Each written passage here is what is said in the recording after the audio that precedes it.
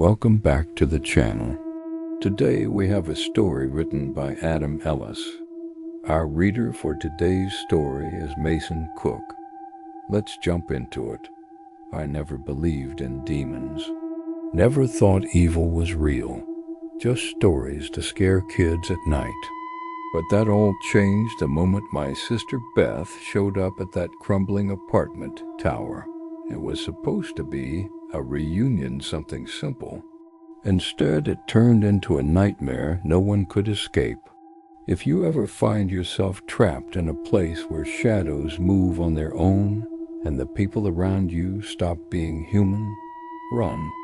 Run as fast as you can, because some evils don't stay buried. The reunion, I hadn't seen my sister Beth in years. Life pulled us in different directions. Distance, silence, hurt. But when she called, saying she was coming to the city, I felt a flicker of hope. Maybe we could piece together what was left of our family, talk honestly for the first time. Beth always did have a flair for the dramatic. When she showed up at the bus station, though, there was no trace of it. She was wearing a rumpled coat, carrying a battered suitcase.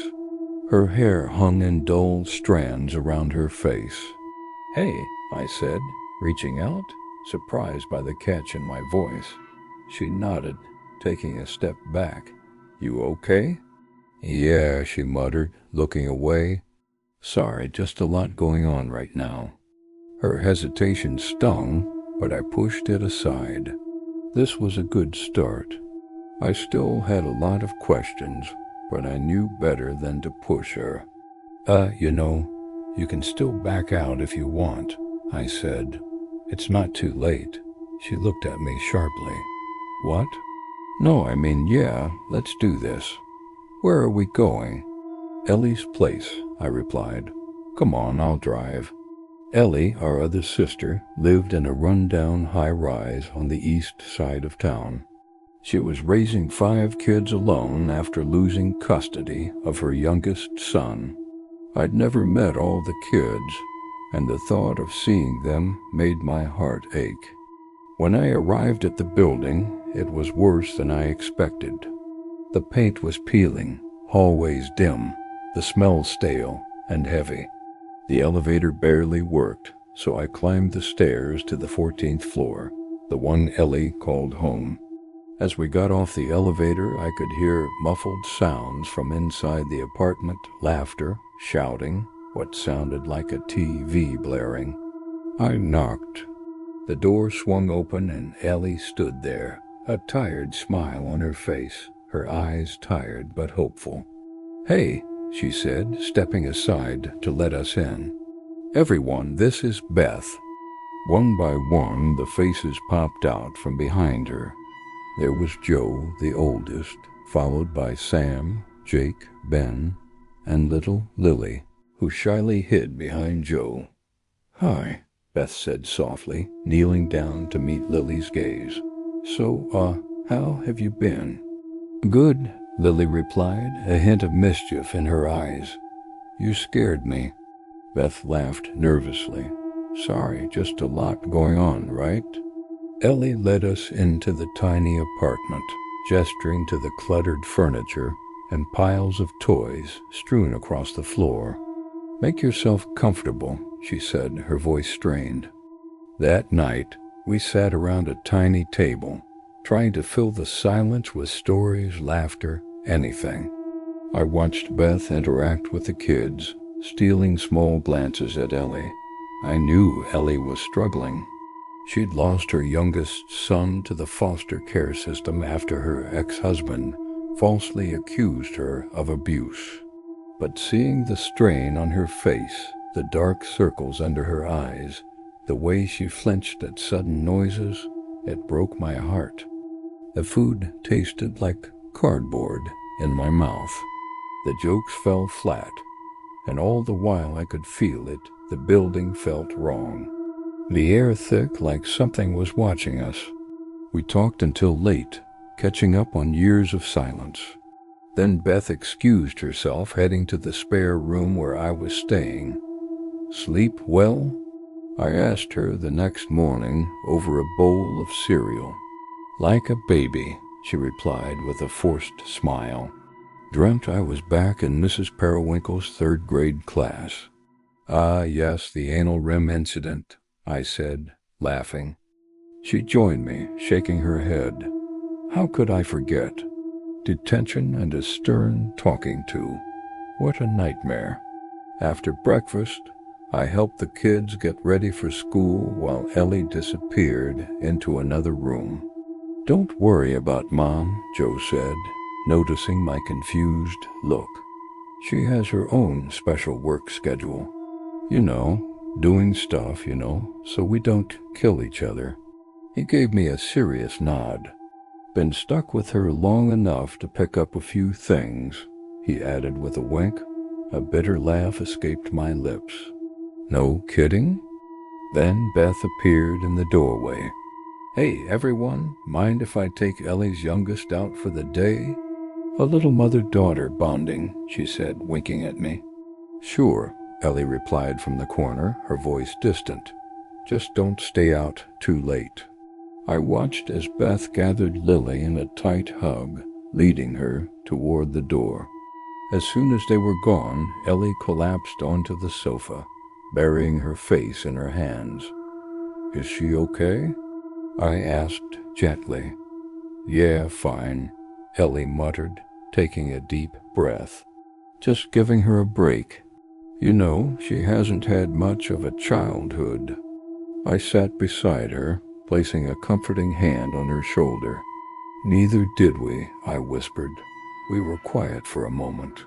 Then Ellie looked up, her eyes filled with tears. "Do you think I'm a bad mother?" "No," I replied instinctively. "Of course not." She shook her head, her voice cracking. "I don't even know who she is anymore. All this evil, it's seeping into her, wrapping around her like a shroud." I pulled Ellie into a tight embrace, feeling her trembling form against mine. "She's still in there somewhere," I murmured, hoping it was true. The discovery. Days passed. Tension grew between Ellie and Beth. They argued quietly about the past, about mistakes, about lost time. I stayed in the cramped, spare room, restless, unable to help, unsure what to say. Then Beth found something. "What do you think is in here?" she called out to me from the living room floor. I joined her and saw a loose floorboard. Curiosity got the better of me. "Well, if you must know," Beth said dramatically, pulling out an old, leather-bound book. It looked ancient, cracked spine, yellowed pages filled with strange symbols I couldn't understand. "The Necronomicon," Beth whispered, eyes wide. I laughed nervously. Sounds like something from a horror movie. But Beth wasn't joking. She started reading aloud in a low voice. "Open the gates of hell, release the ancient ones, let the darkness flow. Give me power beyond compare, make me a vessel of your might. Unleash the beast within my soul, let chaos be my guiding light." The air grew cold, the lights flickered. I could feel the presence of something sinister, something awakened. That night I couldn't sleep. Strange noises echoed through the walls, scratches, whispers, a low growl. I tried to convince myself it was the building settling, the city breathing around us, but deep down I knew something was coming. The evil awakens the next morning. Ellie's youngest was missing. I searched the apartment frantically, fear gripping my heart. Then I saw the scratches on the window, the twisted bars, the broken glass. Our blood ran cold as we realized what had happened.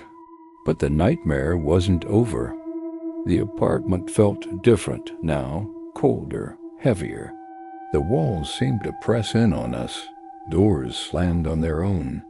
Shadows darted in the corners of my eyes. Ellie and Beth exchanged a worried glance. Then Beth found another symbol drawn on the wall, the same one from the book. Panic tightened its grip on me.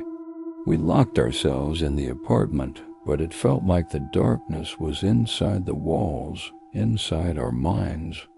Each creak of the floorboard, each groan of the old building sent shivers down my spine.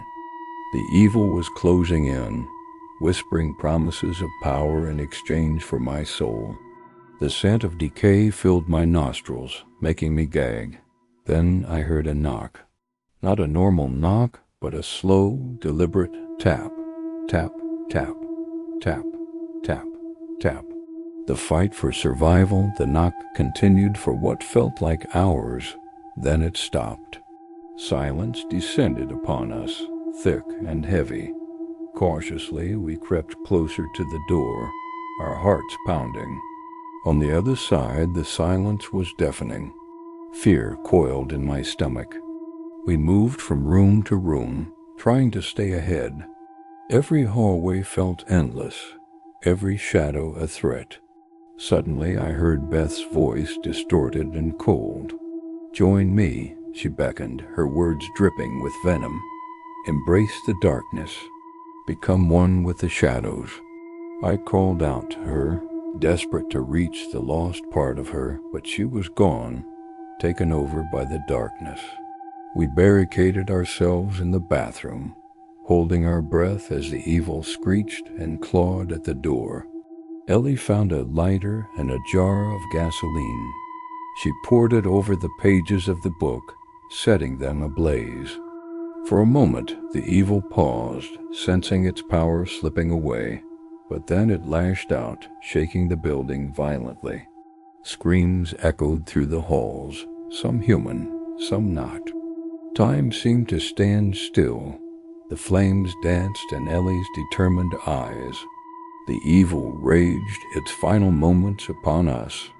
Then, slowly, it retreated, retreating back into the darkness from which it came.